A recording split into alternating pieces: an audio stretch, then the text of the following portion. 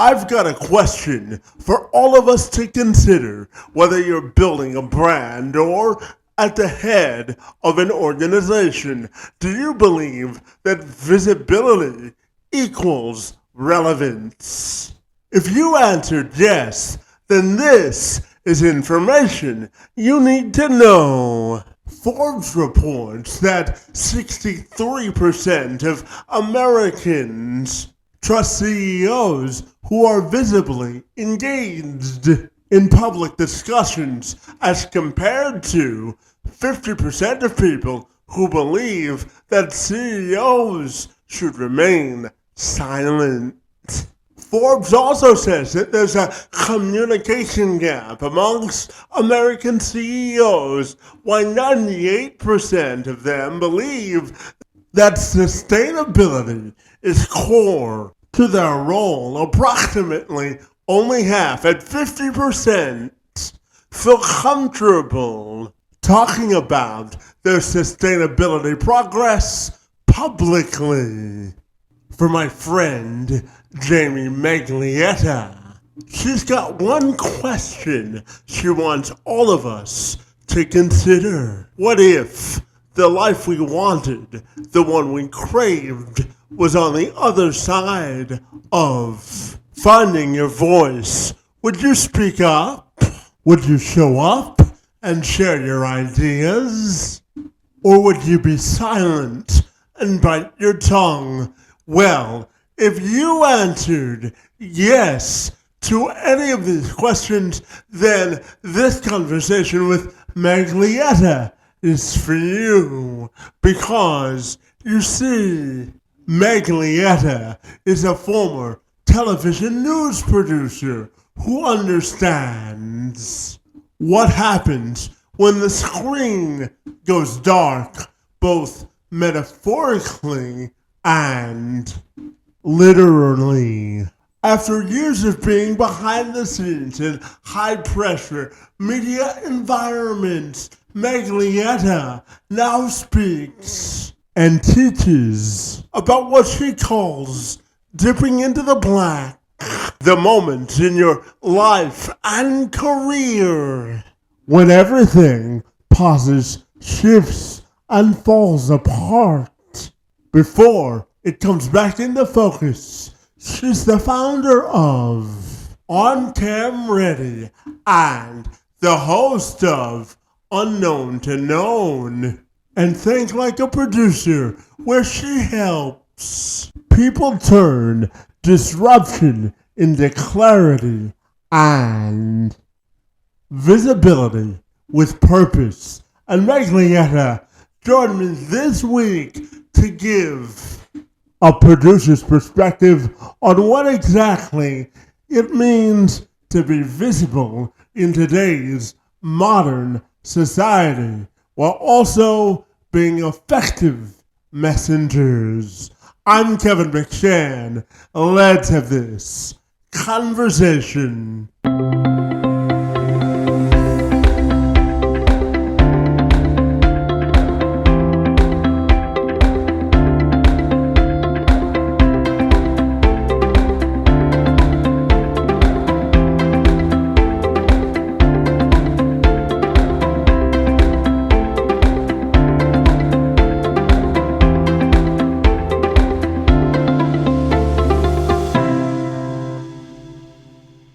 I started my dialogue with Maglietta by asking her if she believes there's a correlation between increasing your visibility and relevance when you're trying to amplify your on-camera or media presence.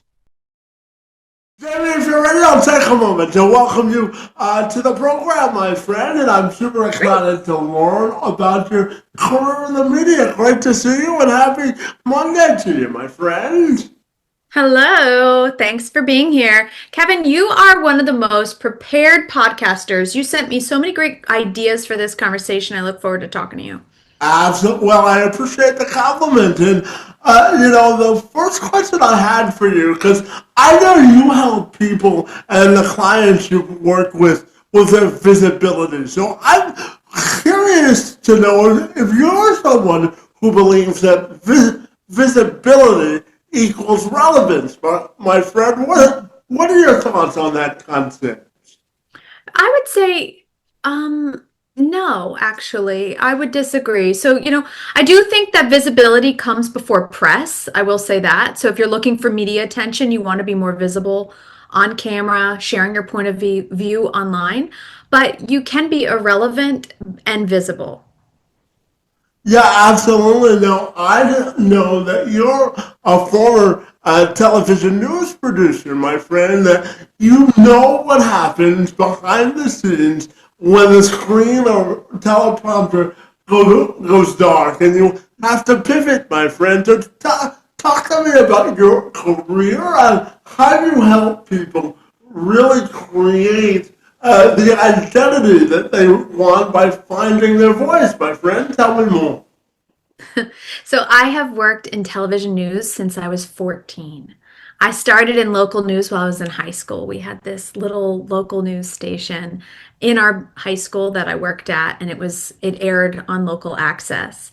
And then in college, I worked as an assistant to a reporter, and I was always trying to help him become on camera ready for his hits. So I was his field producer. That led to great opportunities as a print reporter. And then I went to MSNBC out of college. From MSNBC, I became a print reporter in New Jersey. From there, I went to Fox News Channel and then CNN before I ended my career over at BET. Now, when I went to BET, though, I moved over in more of an unscripted format, which is documentaries, live events, and I'll continue to work in that area. But right now, I'm focusing on helping professionals with their media readiness. It's like if you are looking for a publicist or a PR firm, come to me first. I'm going to help package you so that it's easier for them to pitch you. And you mentioned about, when we're in a control room and the screen goes dark. When you're in a control room setting and you have a live news show, a lot can happen. Just like in our lives, we can have those moments of uncertainty when things just go dark. The prompter doesn't work or a reporter live shot goes down or we actually dip to black on air. And I call this dipping to black kind of like you're hitting rock bottom moment. Like if you hit black on air and you don't know what's going on, you may go to that commercial break really fast. Or if you come out of a commercial break and there's nothing on screen because you're having a technical issue and it's just black on air, you need to make those choices and those moves to really define what you do next. And you have to really choose from what you have to succeed. And so when I call it dipping to black. When I personally dipped to black, that was like my rock bottom moment after my career ended essentially.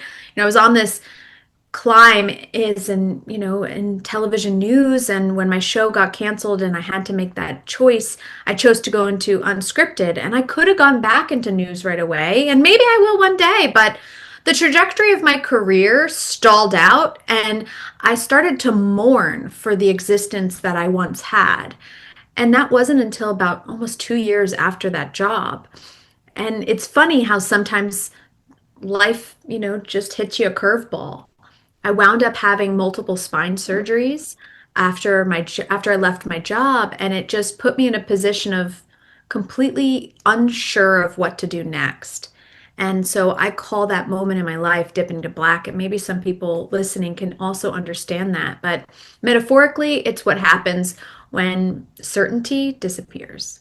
Yeah, absolutely. And Debbie, I'm curious to get your thoughts on the current perceived perception of the media today from a journalism perspective. Obviously, over the weekend, we saw the arrest of former CNN anchor Don Lemon. And sort of, I wanted your opinion on the overall culture of America media today from a journalism and public perspective, because in some cases that traditional journalism isn't what it used to be. So I'm Curious to get your thoughts on the state of American journalism and media today, my friend. Well, when it comes to Don Lemon, he's an independent journalist who's doing exceptionally well in the new media space. And that should give your audience hope, that independent journalists and even professionals listening like yourself can really build out a brand on your own. And he's honestly one of those people that you can look to and think, wow, he's a success story. He left traditional news and now he's out on his own. What makes it challenging is that the news is now really competing with your social media feed for attention. So while many people are getting their news from social media more so than television, like the traditional media sources, traditional media is now fighting for those eyeballs, right? They want to be in your social media feed. They want you to find them when you're searching online. Well, what's really hard right now is if you're using Google and you use the AI feature, it summarizes something. So if I go into AI and I'm like, what's happened with Don Lemon? Why did he get arrested? AI is now going to give me a summary of what happened with potential sources I can look at. But in that summary, it's so well written at times that why do I need to go anywhere else? And what worries me about that is so many traditional news sources, like solid news gathering outlets, they need referral traffic to make money. They need you to go onto their website and click. And that's what concerns me right now.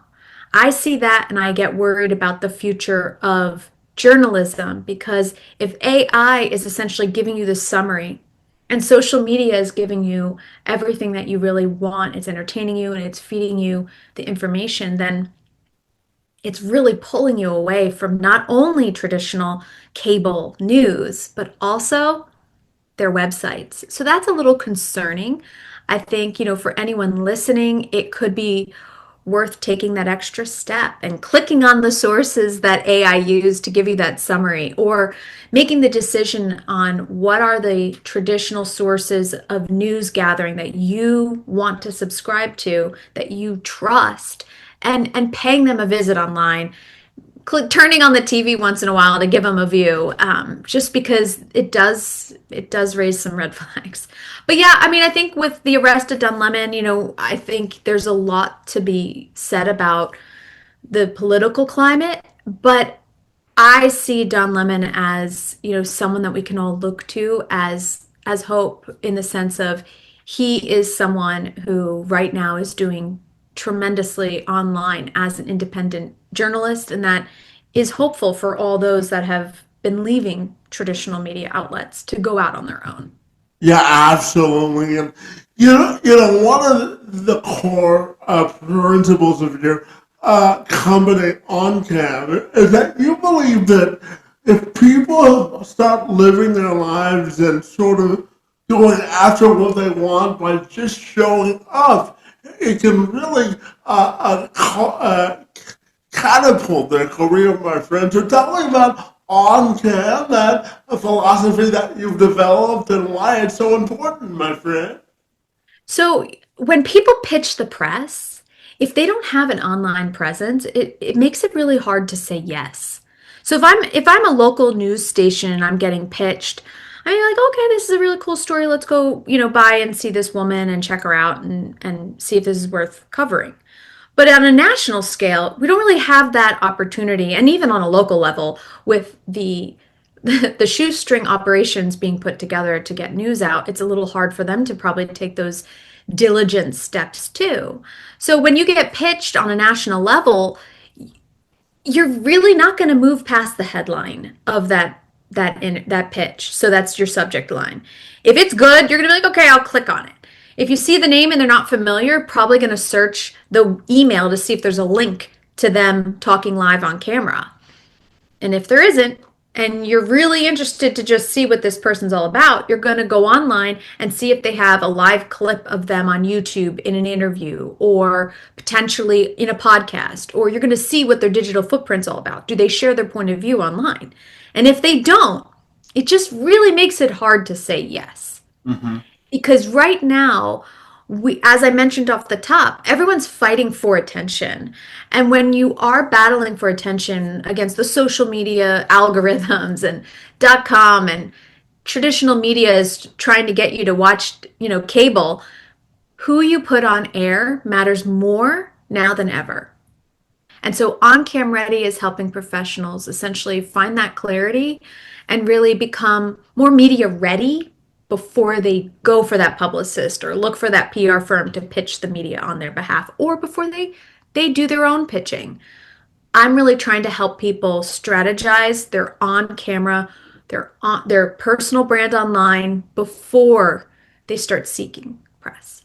Yeah, absolutely. So it leads into my next question about establishing a unique identity and the steps as a news person or someone who wants to elevate their media career. What do you think is the key to establishing that unique identity, my friend? I think if you want to be an expert in television news, like say you want to be a political commentator, let's stick with that. You really want to have a political background of some kind. Academically, you want to be knowledgeable on politics. You want to be either a political journalist or someone who has worked on political campaigns.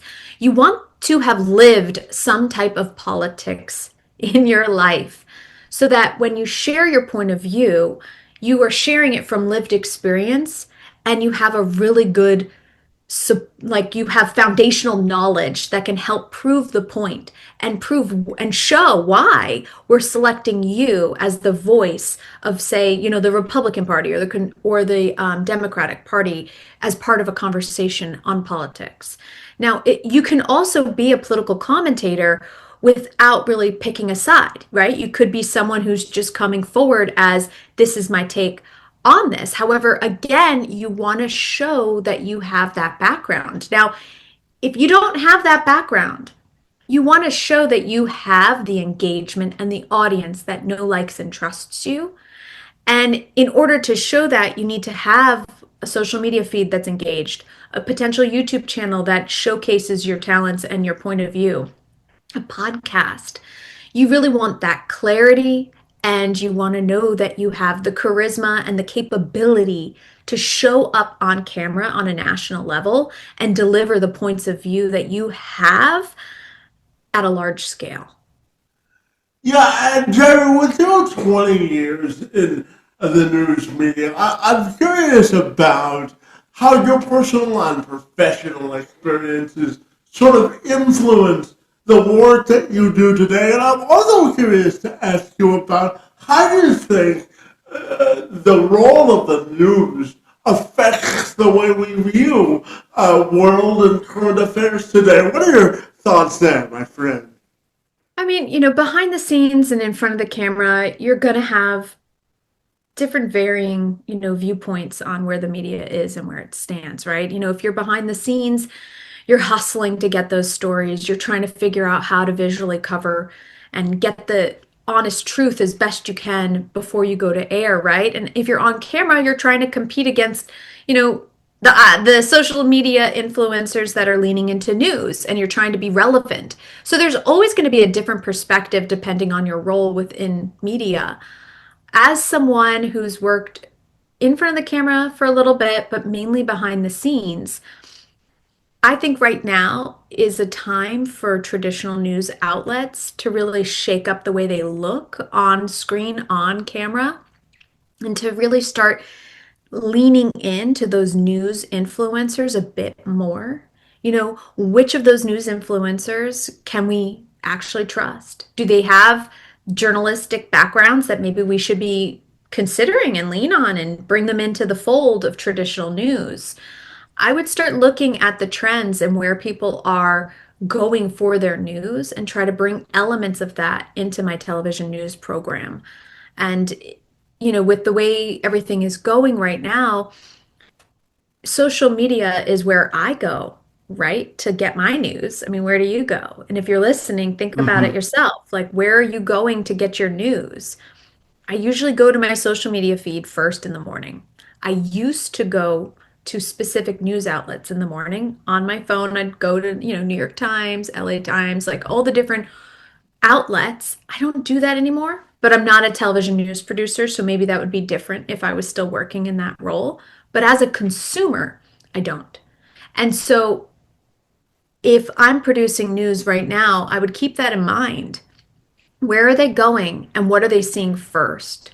And as consumers of news, if you aren't getting any news in your feed, you may want to go to some of those traditional media outlets on your social media feed, like them, follow them so that you can get some news into your algorithm. Because I went through this phase, Kevin, where I cut cable, I stopped watching TV news, I unfollowed all news outlets on my Instagram. I got nothing, no news. The only time I got news was when there was like an earthquake. Otherwise, no news was in my feed. You can curate your accounts to give you what you want. And at that time, I didn't want news and I didn't get it. So when I started to want news again, and I was like, okay, I'm going to start watching cable. I'm going to start trying to incorporate more news into my life. I'm going to follow all these accounts again. I finally got news in my feed again. So it really is up to you to determine how much you consume and when you don't. Yeah, absolutely. And, Terry, I also wanted to ask you about managing uncertainty, both in your professional and personal life, and how your experience in the news has helped you to do that, my friend. I've said this to a few of my friends, and I may have mentioned this on a podcast before, but when I was in the control room, I had to really establish the calm mom voice. And that calm voice is what would guide the control room. Keep everybody on the tracks, keep the train moving, right? Because in a news environment, things change very fast. And if it's live news, you're waiting on reporters and guests and elements to be put into the show. And sometimes they don't work last minute and you have to reshuffle, or news breaks, or the show doesn't time out and you have to kill something to add something else in to that fits the time. There's a lot that you need to manage, and we have deadlines throughout the day. Television news is not for the weak. It's for people who can work hard, can work fast, and can be diligent, as well as efficient, effective, and really clear with what they want. You need to be able to manage people at their highs and their lows during pressure and, just when it's a fun day. And you have to be able to communicate clearly as to what you need on screen throughout the hour. So when you think about all that, I've been managing chaos for years. And so now when I work with individuals, I come to their problems with a bit more ease and understanding that they themselves have been through some tornado of issues. And now I'm trying to help them figure out who they serve, who they are, and how they want to show up on camera online so that they can start pitching themselves to either the media or to podcasts or to any other news outlet. So yeah, you do have to have a cool head. And I think that having managed chaos, it does help me become a more effective communicator during crisis or just during people's worst days. Yeah, absolutely. And as you mentioned, as a former news producer in television, you know the importance of on-camera presence and presenting yourself. And, as a host of my own podcast, there are some guests that are great and there are some guests that I booked that I frankly wish that I didn't. In that vein, I'm curious to ask you about a producer's perspective on what makes a good guest from an on-camera perspective. And, there is such a thing of a strategic sort of visibility. And I'm curious, from a producer's perspective, what does strategic visibility mean to you, and what makes a great guest, my friend, in your perspective as a producer? If we're going to talk about, say, well, I think I already shared political commentator. Let's look into legal analysts, Yeah. right? Individuals who are lawyers who want to be on national news or local news, or they just want to be quoted in the paper, right? Say you're that person and you want to start attracting opportunity, but you don't know where to start.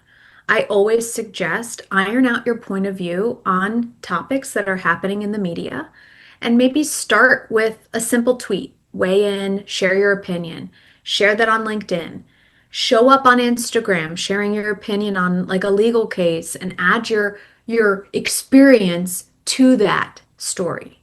I don't recommend you show up and you rip someone apart over a outcome of a case because that might not be the best strategy to get started with, but show up, do some explainers, educate, provide value to your audience in a variety of different ways.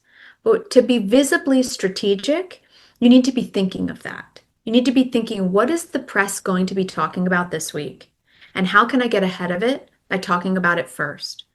And if I want press, I need to be showing up in certain places online so that they want to say yes. So, what do I need to do to position myself so I can be visible in those locations? So, when I do potentially pitch them, they want to say yes, or so that they find me on their own. And that's what strategy is all about. And it's really just trying to make them more ready for the media so that when they do pitch, that pitch lands versus just get thrown to the delete folder. Yeah, absolutely. And, this next question, Jamie, is personal to me because, when I went to a journalism school, when I graduated college, I went on 10 consecutive job interviews, and I was born with cerebral palsy. And when I went on these job interviews, at the end of the job interview, no, I graduated college back in 2010. But when I went on these job interviews, this happened to me 10 consecutive times. And, it was, we can't hire you because we don't have the resources to support you in the newsroom. It wasn't Mm, because I wasn't qualified. It was because they didn't have the infrastructure to support individuals with disabilities in journalism at the time. So my next question is, how do you think we can create an environment where people with disabilities can be more visible and get some of these high-profile journalism jobs? So what are your thoughts there, my friend? I mean, the newsrooms that I've worked in definitely had accessibility. So it might have been the newsroom you were in. It could have been the Times. I did work at one local station where it was all steps and they had no elevator. So maybe there would be some challenges for them to, you know, get through in order to make it more accessible, and they may not have had the money, right? So maybe that's what some of these news stations have dealt with. But where I've worked, they've had accessibility, and I have worked with individuals who did have and do still have disabilities.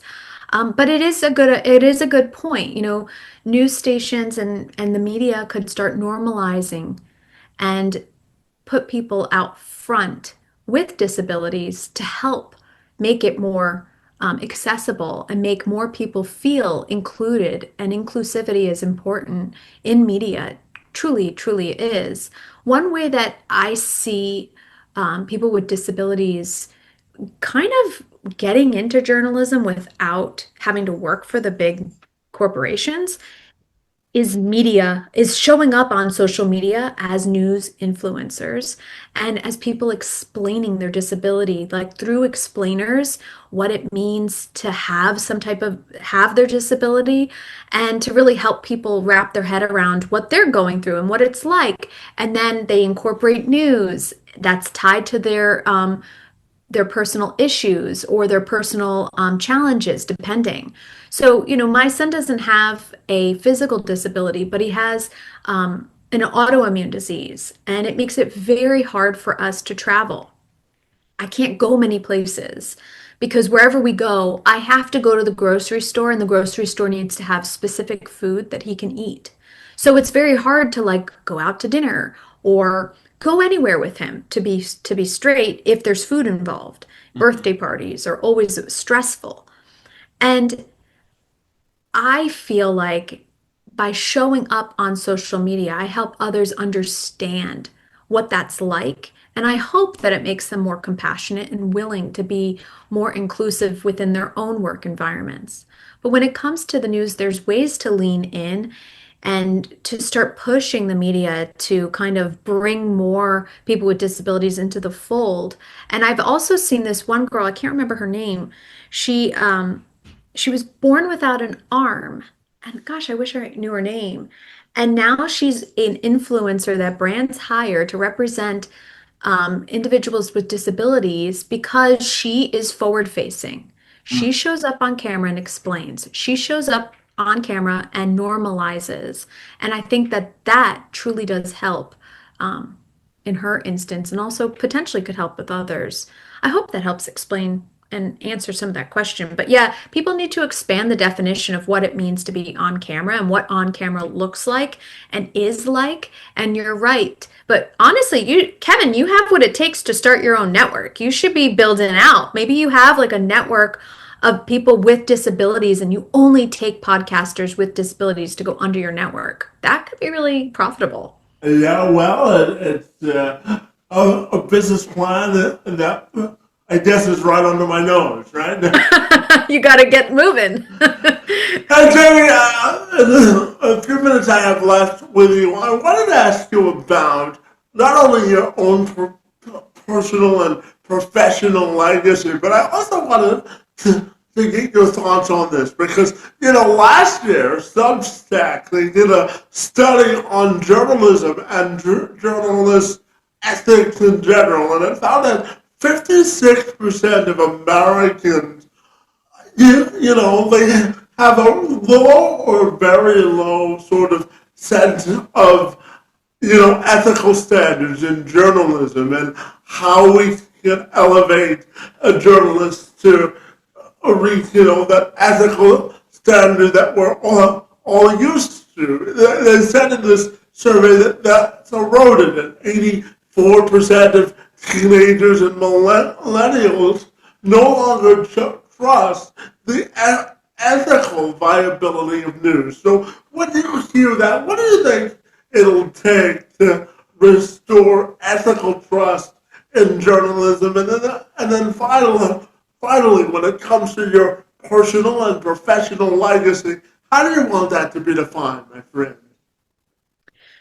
Kevin, those are some questions, man. Substack surveys are great, right? They really get to tap into their audience. And I'm on Substack. It's a great community.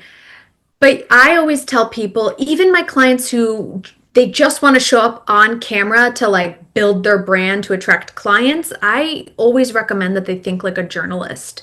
Think like a producer when you're creating. Think like a journalist when you're writing. You want to know your who, what, where, when, and why, and how, and incorporate that as often as you can into your content. And whenever you're sharing a POV, your point of view, and that can really help you as an expert stand out as someone who's being ethical. If you are a journalist and you want to be seen as a journalist, I always highly recommend you keep your opinions out. Opinions aren't meant for you to be sharing. As a journalist, I always keep my opinions out, but I like to play devil's advocate. I may not agree with this person, but I'll challenge them. Even if I do maybe agree with this other person, I may challenge that person, right? You're going to be playing devil's advocate and trying to make sure that everyone sees the other's point of view. And if that other point of view isn't available, you find ways to bring it into the conversation. And if we start to get that from more journalists or individuals that are trying to be journalists online, we can start to see less of the blurred lines. And I think that's what the problem is. Many Americans, for example, they see reporting and opinion very blurred. And it's mainly because you'll see the the traditional news outlets have panels, right? They'll do a news reporter on the facts, and then they'll have opinions in a panel following it. And sometimes the anchor kind of weighs in a bit and shares a little bit of their thoughts. And then that starts to make the audience think, well, wait, is this network democratic? Because that anchor sounds very democratic. It just starts to define the network when your anchors and your reporters are kind of leaning into their opinion or sounding as if they have an opinion based on their questions, right? So it's important that if you are someone who's trying to have a very newsworthy show, or you want to be seen as a journalist, to really avoid chasing like attention over accuracy. And if you have sourcing that backs up your belief, share that, but make sure that the sources you are using are legitimate, because you don't want to be pushing mis or disinformation online because your sources aren't accurate. So you really want to make sure that you're dotting your I's and crossing your T's before you show up. And if you have a bias, just remember to keep it in check so that you come across as being more journalistic. If you are someone who wants to be opinionated, then by all means share it. But to the point you're asking, I think it is important that more journalists stick to being journalists, and those that are personalities or maybe anchors are given more freedom. If they are given more freedom, that needs to be more clear within the show concept or within the anchor's topics and how they present themselves in all areas.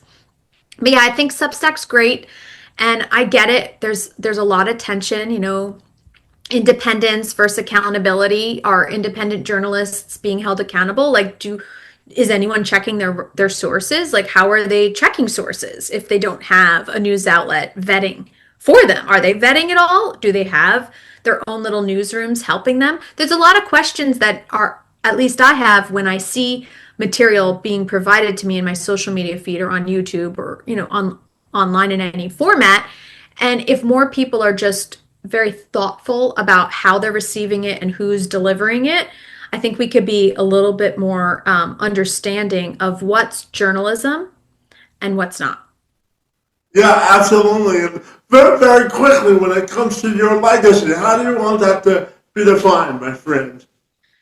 I really have no idea. I have been working in television news for over 20 years, and I always wanted to be a news director, someone who was strategically deciding the content that the news outlet decided on and aired.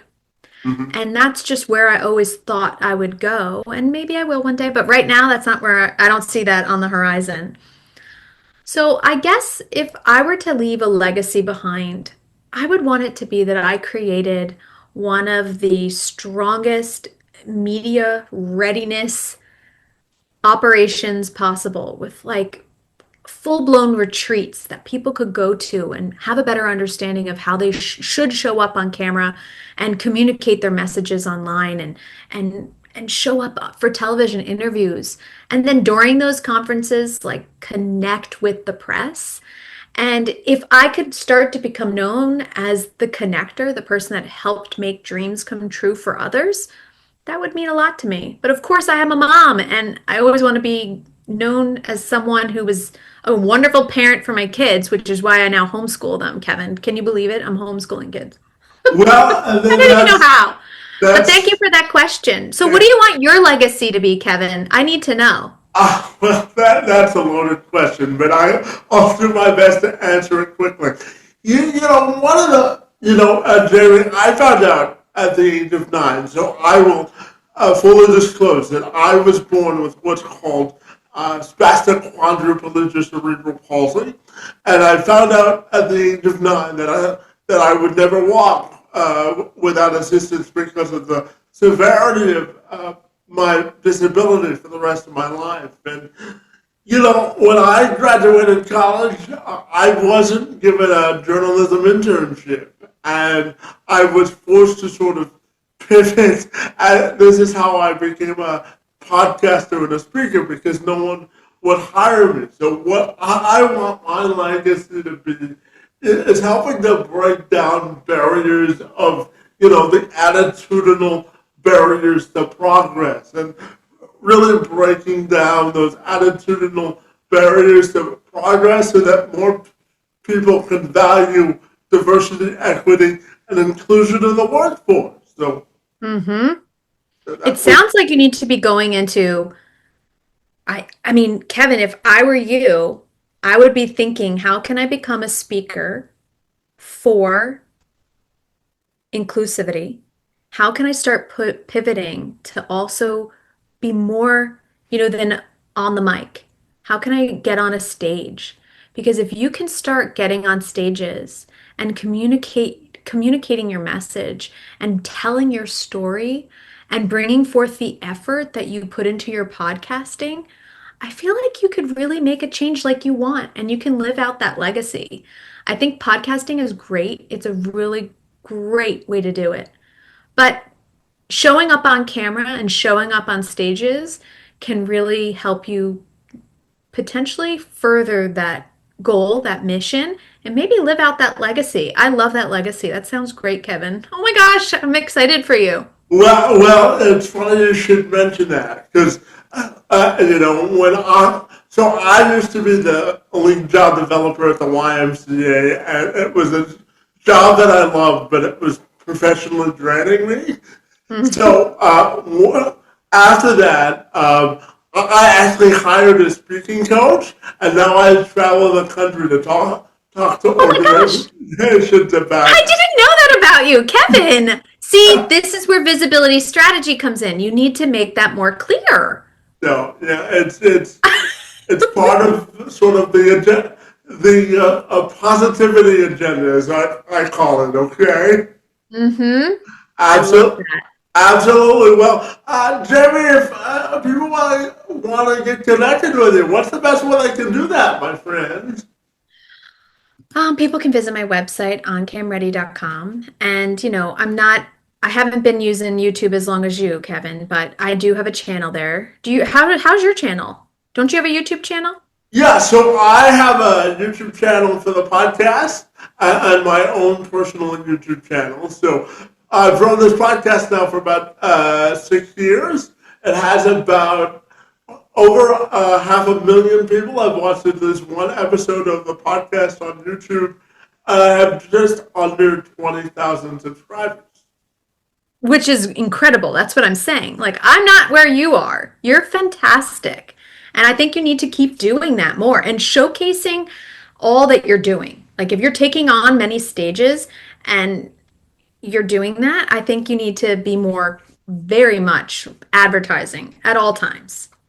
Well, yeah, that's why I started a speaking website too. So Oh, good. I'll have to look for that. Well, guys, if you're listening, guys, you got to check out his speaker website, right, Kevin? well, thank you for the shameless plug, my friend. It's most appreciated. But I want to thank you for being here and for elevating the importance of the journalism profession, my friend. And I want to thank you for engaging in conversation. It's most appreciated. Thanks, Kevin. I'm really glad we could do this.